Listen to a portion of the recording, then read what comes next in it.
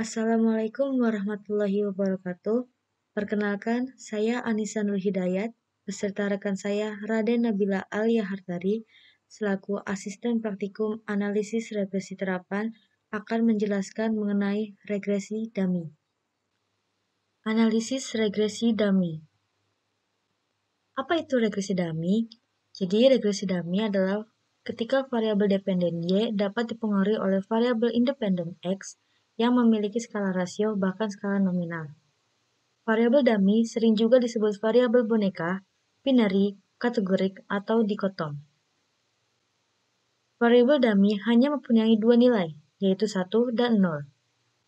Cara untuk mengukur atribut tersebut adalah dengan membangun variabel bantuan dengan memberikan kode biner, yaitu dilambangkan dengan angka 0 atau 1.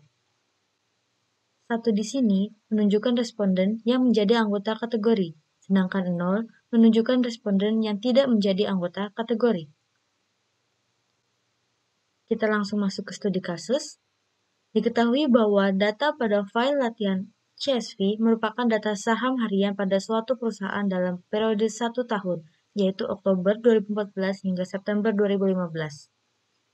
Apakah nilai pada effective price, faktor Senin, dan faktor bulan memiliki pengaruh terhadap perubahan harga penutupan saham atau close price? Lakukan analisisnya. Baik, kita mulai saja. Di sini terdapat data saham harian pada suatu perusahaan dalam periode 1 tahun, yaitu dari bulan Oktober 2014 hingga bulan September 2015.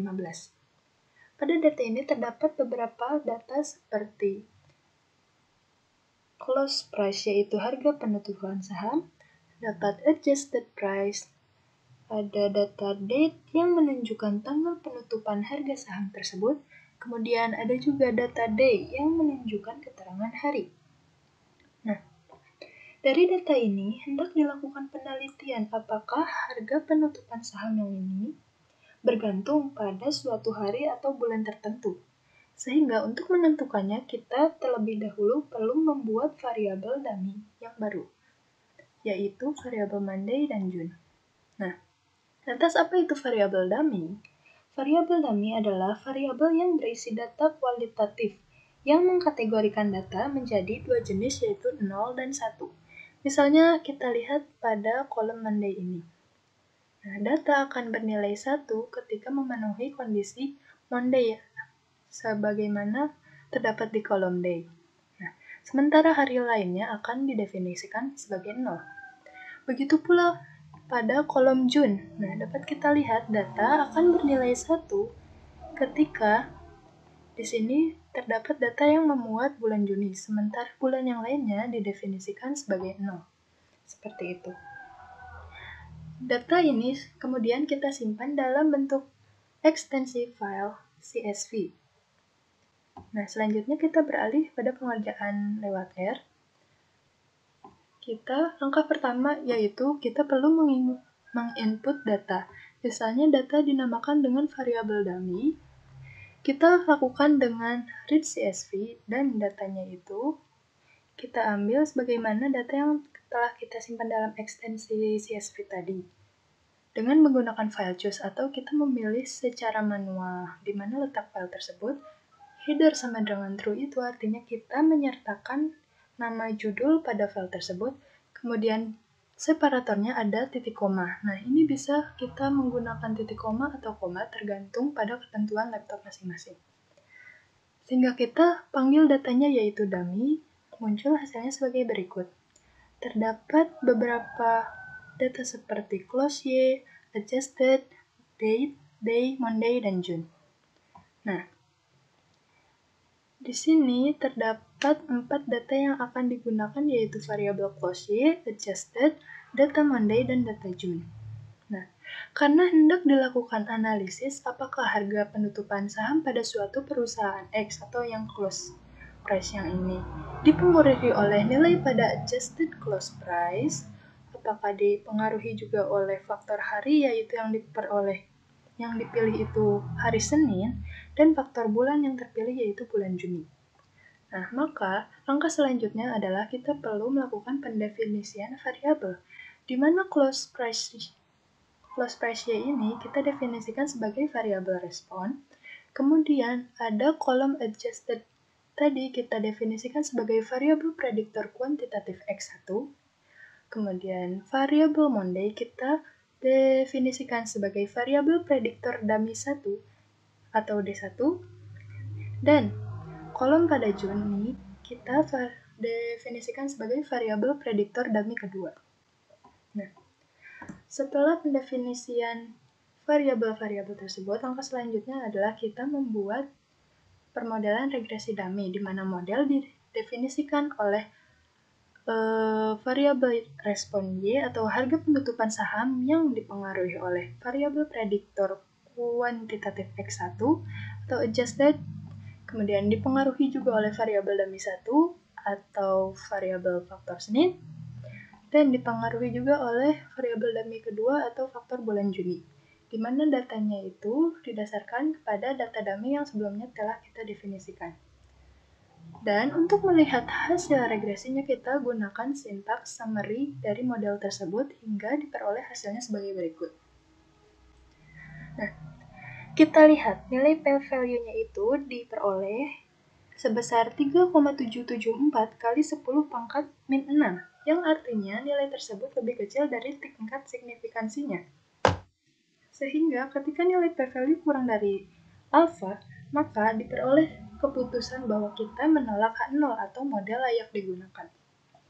Tapi sebelum lanjut ke uji selanjutnya, kita dapat lihat pada kolom p-value ini terdapat satu variabel yang tidak signifikan, yaitu D1. Sementara untuk melanjutkan ke uji selanjutnya, si koefisien regresinya itu seluruhnya itu harus signifikan. Sehingga kita perlu membuat permodelan baru di mana seluruh variabelnya signifikan, yaitu dengan menghapus variabel D1 atau variabel hari Senin yang tidak signifikan.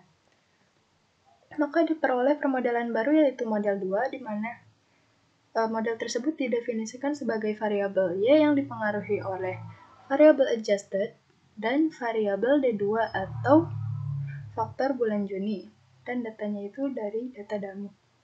Sehingga diperoleh hasil baru sebagai berikut. Nah, pada hasil baru ini, yaitu regresi dummy yang kedua, kita peroleh bahwa seluruh koefisien regresinya telah signifikan, dan p-value-nya juga tetap lebih kecil dari alfa, sehingga model tersebut layak digunakan untuk persamaan dummy. Nah, selanjutnya akan dilakukan uji asumsi, di mana terdapat 4 langkah, yaitu uji asumsi kenormalan, ada uji autokorelasi, uji homoskedastisitas, dan uji multikolinearitas. Nah, untuk uji asumsi kenormalan ini kita dapat mengetahuinya dari dua cara, yaitu melalui plot atau melalui uji Kolmogorov-Smirnov atau Daly test. Nah, untuk pertama kita mencari dari bentukan plotnya dulu. Nah, bisa kita gunakan data dari histogram atau QQ plot. Nah, seperti ini. Nah, dari perolehan data tersebut, kalau histogram, uji kenormalannya itu dilihat dari bentukan data.